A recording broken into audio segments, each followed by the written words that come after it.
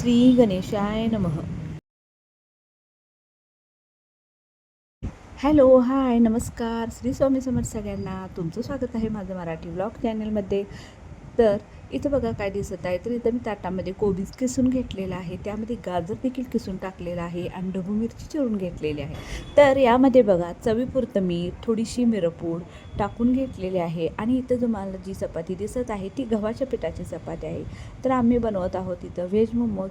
तर मुली देखील सुट्टीला आल्या होत्या आणि ह्यावेळी दोघी एकदम आल्या होत्या. प्रत्येक वेळी काय होतं, एकदा ती येते एकदा ही येते, असं वेगवेगळं येतात. तर यावेळी बघा दोघी एकदम आले आणि मुली सुट्टीला वगैरे आल्यात म्हटल्यानंतर आईचा जीव काही राहत नाही, त्यामुळे काहीतरी रोज खायला त्यांना बनवून देणं हे चालूच असतं. त्यामुळे इथं आम्ही बनवत आहोत व्हेज मोमोज. आणि किचनभर बघू शकता तुम्ही, सगळीकडे पसारा आणि पसाराच आहे.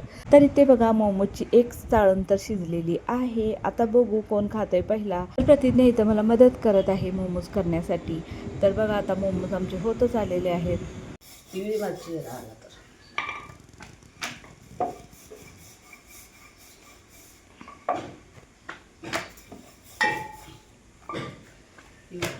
खाते आणि मग जा होतो तो थांब ती काढली मी सगळं.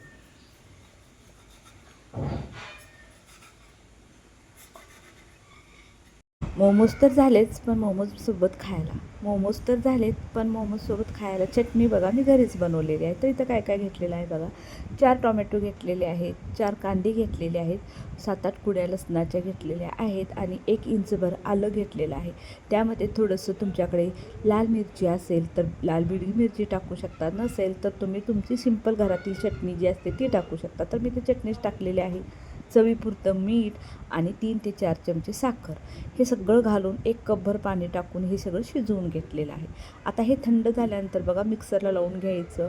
अगदी छान अशी चटणी म्हणा, केचप म्हणा किंवा टोमॅटो सॉस म्हणा, कशाही बरोबर तुम्ही खाऊ शकता.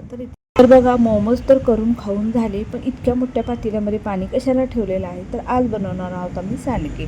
कारण मुली आहेत तोपर्यंत मला त्या मदत करू लागतात, त्यामुळे मी सांडग्याचा आज बेत घातलेला आहे. तर हे तांदळाचं आखडी पीठ दळून आणलेलं आहे. तर 1 किलो तांदळामध्ये पावशेर शाबू ह्या प्रमाणात मी दळून आणलेलं आहे. आणि जितकं पीठ घेतलेलं आहे बघा, त्याच्या डबल पाणी इथं ठेवलेलं आहे. आणि पाणी उकळी आल्यानंतर त्यामध्ये थोडासा पापड खार आणि मीठ टाकून हे पीठ यामध्ये मी टाकून घेत आहे. तर पीठ व्यवस्थित असं मिक्स करून घ्यायचं आहे, गाठी वगैरे होऊ नये त्या पद्धतीने. तर खूप छान अशा कुरवड्या होतात. तांदूळ आपण जेव्हा भिजत घालून 4 दिवस करतो तशा सेम कुरवड्या होतात आणि डब्बल तिब्बल असं फुलते कुरवडी. तुम्हाला मी शॉर्ट व्हिडिओमध्ये कुरवड्या तळून देखील दाखवेन. लिक्विड बाय झालाय त्या पद्धतीचा आबरा बिबरा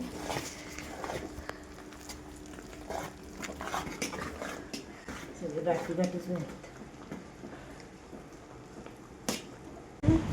तर बघा माझं म्हणणं होतं पांढऱ्याच कुरवड्या करायच्या, पण मुलींचं म्हणणं होतं की रंग घालायचा, त्यामुळे यामध्ये टाकलेला आहे केशरी कलर. तर बघूया आता सगळीकडे लागतो का, कारण वरूनच टाकलेला आहे. आधीच पाण्यामध्ये टाकला असता तर तो सगळीकडे व्यवस्थित लागला असता. तर बघू आता पीठ असं हलवून घ्यावंच लागणार आहे. तर बघूया सगळीकडे कलर मिसळतो का. आणि जरास व्यवस्थित हलवून झाल्यानंतर त्याच्यावरती प्लेट झाकून अगदी गॅस बारीक करून मुरायला ठेवायचं आहे. आता एक धड कसलं सुद्धा बघा पिवळं. तर बघा इथं पीठ अगदी छान असं शिजलेलं आहे आणि कलर देखील सगळीकडे असं केशरी झालेला आहे, कुठेही पांढरा राहिलेला नाही.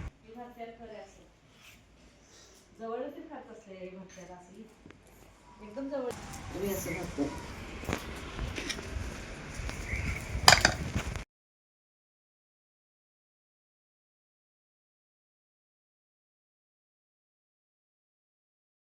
आम्ही लॉंग पण करणार.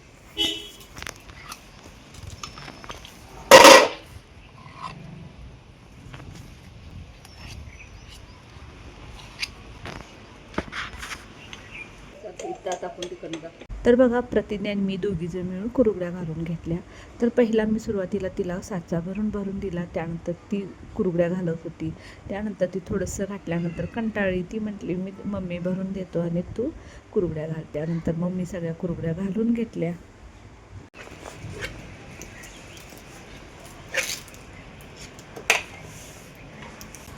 असे 2 किलो घालायचं, कुठं नाही घालायचं. पप्पा रव्याचंच घाल म्हणत असं 5-6 किलो घाल म्हणतात रव्याचं.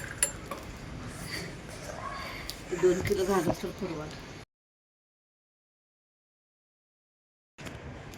मम्मी काय करल्यास? कुरवड्या घालावली म्हणून.